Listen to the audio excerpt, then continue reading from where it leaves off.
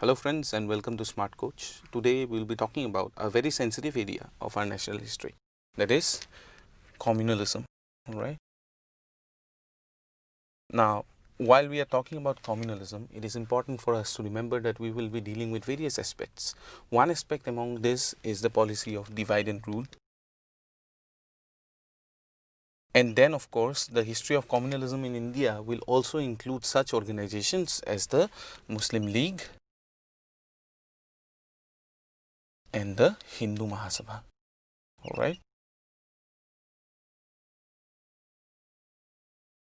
Okay, so since we are dealing with these areas, now before we proceed, alright, it is very pertinent for us in order to define the framework within which we will be working, alright.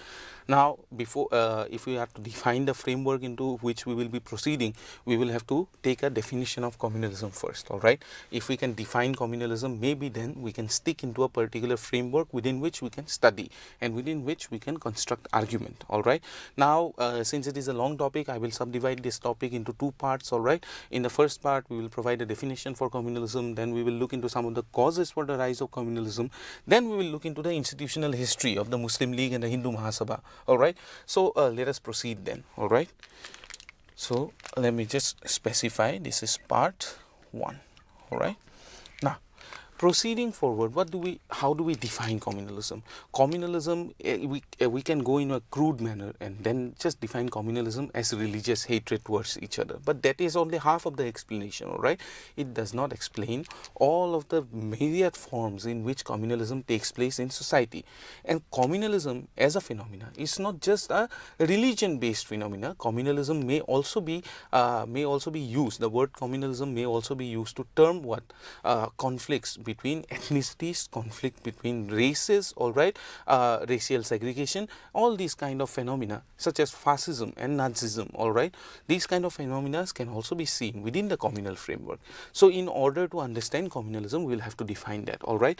Now, one of the best definitions of communalism was given by Bipan Chandra in his study of communalism in India, alright. In this study, what Bipan Chandra defines communalism is that communalism is an ideology, alright. It is a political ideology, alright. Not just not just an apolitical ideology, but a political ideology, alright, which is based on a perception of what? Communalism is an ideology which is based on a perception of what? Perception of differentials, alright, between what? Between religions. He defines it within the religious framework, of course. But then of course, these differences or perceived differences between religions, okay, in this ideology, these differences are seen beyond the religious context and it goes into the secular context, alright. So, if we have to define communalism, it is a political ideology which assumes that the religious identity of a person is also, or it also has some kind of secular relevance, alright. So, a religious identity, it has some kind of secular relevance. So, what is the secular relevance of the religious identity? It is assumed that because you have a particular religious identity, you have, as a community, you have certain social, economic and political interests, alright, which are different from a different religious identity. So, suppose you are a Hindu, you have a separate set of social, economic and political interests which are different from that of a Muslim identity, alright. Now, in the basic or at the very base of this political ideology which assumes religious differences as having secular ramification, at the very base of this kind of a political ideology is the assumption that there is a homogeneous Hindu identity and homogeneous Muslim identity. By a homogeneous Hindu and by a homogeneous Muslim identity, what Bipan Chandra tries to explain is that you have to first assume that the Hindus all around India have the same set of social, economic and political aspirations, that they are same all around India, that there are no differences among all of the Hindus that are living in India and all of the Muslims that are living in India. Only when such a homogeneous identity of a religion is conceived, alright, only then we can go on to say that they have social, economic or political identity or interests, alright. So, this is the basis of the communal ideology. This is how Bipan Chandra defines what communalism is. All right. Now, Bipan Chandra also goes on to say certain things about this kind of an assumption or this kind of a political ideology, that this kind of political ideology is focused on differences, but it negates what similarities. All right. Also, that it negates the conflicts within these religions, all right, within the Hindu identity or within the Muslim identity. So suppose there is casteism within Hindus, all right, and this Hindu community in India is not a homogeneous community, all right. Hindus of Bengal will be quite similar to the Muslims of Bengal in their linguistic and cultural aspects. However, this ideology, it highlights not these fragments, all right, within Hindu community or within the Muslim community, but they would rather you see, assume that there is a homogeneous Hindu and Muslim identity. Okay, so these are the basic points which you have to remember as far as defining communalism is concerned. And remember, Bipan Chandra is defining communalism in the context of India, and therefore he has stuck with the, you see, assumption that communalism is religious in nature. But as I have already clarified, communalism is also sometimes ethnic in nature, sometimes it is based on racism. All right, so this is what communalism is. Okay, now if we proceed forward, we will also have to take stock of what, of the causes of communalism. All right.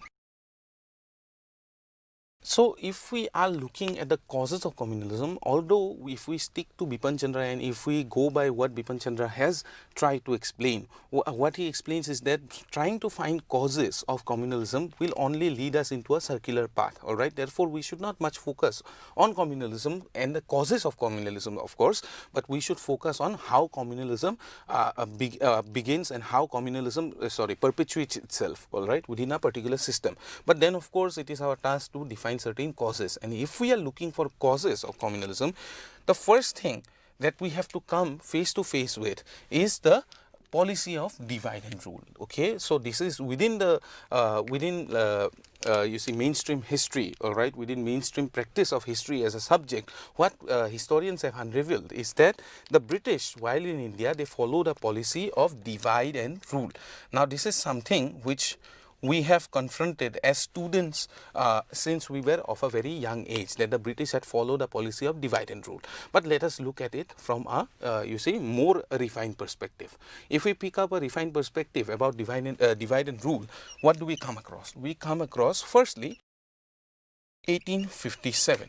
Now, 1857 represented a very particular form of terror for the British. All right, what is this terror of 1857? What is this anxiety about 1857 as an event? First off, 1857 you see, represented, of course, first off, a rising up of the Indian population against the foreign oppressors. All right, if not in a nationalistic way, but at least as a compound group. All right, that Indians all around India, most of northern India, they rose up against the what? Against the foreign oppressors. All right, and in this rising up, what British observed is that the Hindu and the Muslim community had come together. All right, Hindu and the Muslim community, which the British had tried to stress, all right, since the start of Anglican philosophy, since the start of Oriental philosophy in India. All right, if you go back to education itself, the British have already stressed through Anglicanism, through Orientalism, that Hindus and Muslims have been separately living, and there have not been much cultural contract between these two particular communities. And they saw in 1857 the coming of Hindus and Muslims together, they saw a great threat to the British establishment in India, to the entire British organization in India. They saw it as a threat. So after the revolt of 1857, the British consciously followed a policy of segregating, all right, and most importantly of highlighting what? Differences. All right, highlighting differences. Now, if we look at highlighting differences, what we will see that in textbook, standard school textbook, what we will see is that the periodization of history, how history is being periodized in India, it is not according to the Western standard, that there was a ancient period, medieval period, and then a modern period. But then, of course, in India, there was for the British a Hindu period, a Muslim period, which is of course medieval India, Hindu period is ancient India, and now in modernity, India is distinctly British. All right. So this is the kind of periodization that you will see in school textbook published under colonial rule. All right. Again, we will see that the British tried to segregate India. British tried to segregate and highlight the differences of India through the great census operations that were carried out.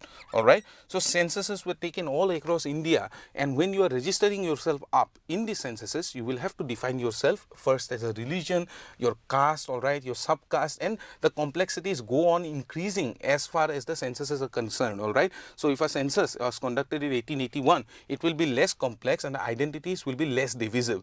But then in 1911, if there is a census taken, the census will have very great complexity as far as definitions are concerned. So caste, subcaste, subcaste, all right, this kind of stuff also comes up by the time the new century dawns, that is the 20th century. Okay. So this is how they try to segregate, and this is how they try to highlight the differences. Policy wise, the British simply stopped, all right, promoting Muslim recruitment. All right. So Muslim recruitment within the services, all right, Muslim recruitment within British services, all right, it started to go down, and the British actively started to recruit more and more Hindus into the services. And this comes with the fact that the British also stopped recruiting Muslims into the Indian army. All right, starting with the army, then you will go into the administrative positions. The Muslims started to decline in their contribution towards the administration of British India. Apart from that, the policy of divide and rule also included languages. So when official languages are concerned, Urdu fell out of favor. All right, Urdu and Persian, which had been used since medieval period, all right, this fell out of favor, and then the new medium or new official languages that came out used to be English. All right, and because of this, again, we see that the Muslim community started to take less and less interest in administrative measures in whatever was happening within British India. Now, apart from that, what you will have to understand is that education wise also, the Muslim community started rejecting English education. All right, English education was rejected, all right, by the Muslim community. Now, all of this together, it created a tendency of decline within the Muslim community. So the Muslim community as a whole, Muslims in India as a whole, started to decline in their political, in their economic, and in their social prospects as far as India is concerned. All right. Now remember, the situation was not helped by the socio-religious reform movement. All right. Because if you will look into my videos on the socio-religious reform movement, I have talked about a certain tendency within socio-religious reform, and that was revivalism. All right, this revivalism. All right. Now this was, as I have described it within that video, was a limiting aspect of the socio-religious reform movements. All right. Why limiting? Because the socio-religious reform movements and reformers, they focus upon one particular historical area of India, and that is ancient history. All right. And when talking about ancient history, they talked about what? Hinduism. And this was done in negation of what? In negation of medieval India, which signified a period of peaceful coexistence, cohabitance, and cultural contact with Islam. All right. Now, this area, since it was negated, India got categorized as distinctly what? As distinctly Hindu. All right. Because ancient India, all right, because in ancient India we will have to confront with Hinduism, all right, while in medieval India we would have had to confront with what? With social coming together, all right, or social exchange. But that, of course, therefore we see that India was categorized as distinctly Hindu by this kind of revivalist projects, all right, and therefore we see that the situation was not helped and the situation was worsened, all right, although we cannot call the socio-religious reform movements communal. Okay, remember, if we go by the definition of Bipan Chandra, and that's why I have used the definition first and then gone into explanation. If we use his definition, we still cannot call them what? We still cannot call them communal. Then, of course, socio-religious reform within Muslims also, all right, within the Muslim community also focused on religion as a category, all right. It also focused on religion as a category, and then if we are talking about the socio-religious reforms among the Muslims, we'll have to confront with the Aligarh movement.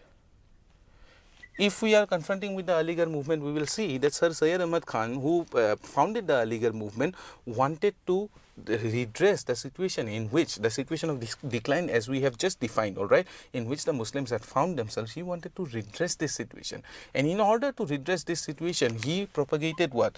Education, modern education. And he also propagated what? He propagated non-cooperation with nationalism, all right, not with the British, but with the nationalism and philosophy of nationalism. Okay, so the British will try to so the Muslims would have to try to seek help from the British, all right, and it is only from the British, it was conceived that it was only from the British that the Muslims will find the solution to the problem that they had fallen into, all right.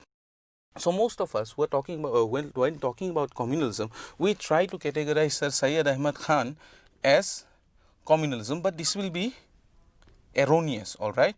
This will be erroneous, because if we again go by the definition provided by Bipan Chandra, if we look into it, we will have to understand that although he used the Muslim as a particular communal category, he never went beyond that, all right. He never went beyond that to state that the interests of the Muslims are antagonistic to the interest of the Hindus, okay, which we will again come into, all right. In our explanation, we will come into why we cannot call the socio-religious reform movement or Syed Ahmad Khan's Aligarh movement as communal. Of course, in its inception, all right, not in its later form, okay. We cannot call in its later form, it takes a different direction, all right.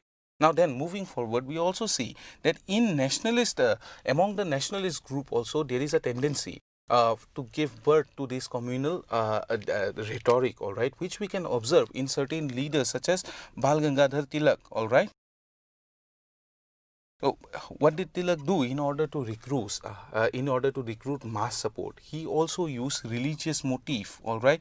He used religious symbolism, all right. He used religious symbolism such as organizing the Shivaji festival, organizing the Ganesh Chaturthi festival, all right, in order to bring people en masse to protest against British government. But this, it left out whom? It left out a particular community, the Muslim community in India, all right. And therefore, Muslim community in India started to distance itself, all right, in progressive manner. It started to distance itself from from Indian National Congress policies. Why? Because they started to view the nationalist leaders, or they started to view the Congress camp as distinctly Hindu, all right, because the Congress leaders were using Hindu religious motive to recruit mass support, all right. Moving forward, if we look at even Mahatma Gandhi, all right, Gandhi does not make a distinction between secular, all right, between secular and religious language.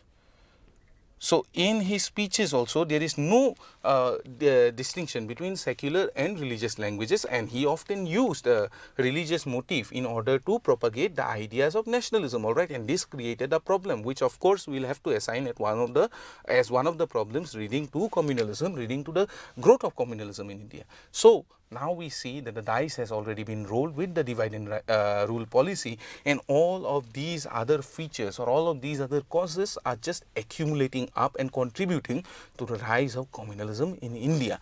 But then of course, lastly, let us return to Bipan Chandra again, all right, because if we are talking about communalism, we will also have to understand that Bipan Chandra, in his definition of communalism, he also defines communalism according to stages. He identifies two stages, the moderate and the extreme stage of communalism, all right.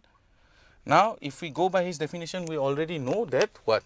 People start to assign secular interest to religious communities, all right. So religious communities have secular interest, all right. In moderate politics, this is the end of it, all right. In moderate communalism, this is the end of it, that the communities are distinct and they have distinct interests. But in extreme communalism, what we see is that the interests are categorized as antagonistic. So the Hindu interests are antagonistic to Muslim interests, all right, and therefore the Hindus and Muslims cannot, all right, because of this antagonistic nature of the interest of these two communities, they cannot live cohesively, all right. Even in moderate communalism, there is a leeway to live at least in cohesion, all right, even though recognition of separate interest has been taking place, all right. But in extreme communalism, when these interests are seen as antagonistic, there is no way now that the two communities can live together, all right. And this is something which happens post 1937, all right, 35-37, all right. So till about 1935 we see that this was the phase of moderate communalism, but after 1935 and after 1937, more distinctly, communalism in India turns extreme, all right. And we can observe extreme communalism by 1946. We can observe it quite distinctly in India, all right, with the direct action call made by the Muslim League. We can see communalism and its extreme phase, all right. So this is what communalism in India, the idea behind communalism in India, the conceptual basis of communalism in India lies, all right. So before we go on even to study the Muslim League and Hindu Mahasabha, we will have to take stock of these conceptual ideas regarding communalism, all right, without which our study of Hindu-Muslim communalism, our study of Muslim League and Hindu Mahasabha will be incomplete. In our next section, we will talk about these organizations. We will also talk about, constitutional provisions which supported communalism, such as the Parliamentary Reform and the 1935 Act, Government of India Act. Okay. So with that, I take farewell for now. We will meet again. Thank you.